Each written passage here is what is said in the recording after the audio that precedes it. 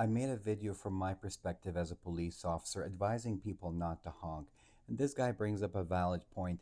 The honking out of anger, that loud, angry honking, is very different than a couple of soft beeps to let someone know that the light is green or whatever.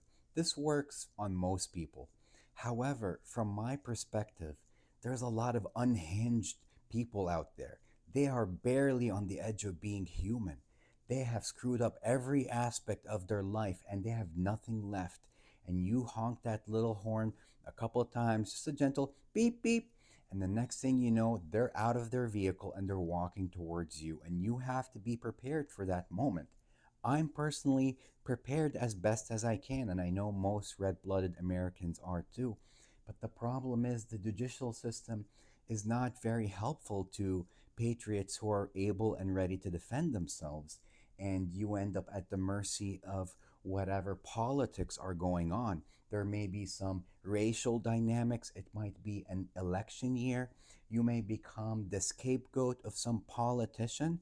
These things are not always fair, and you get caught up in some random person's game. In my line of work, I responded to an active shooter at a bar, and it took the prosecutor 9 months to decide that I did nothing wrong, despite multiple camera views, my body camera, the whole 9 yards.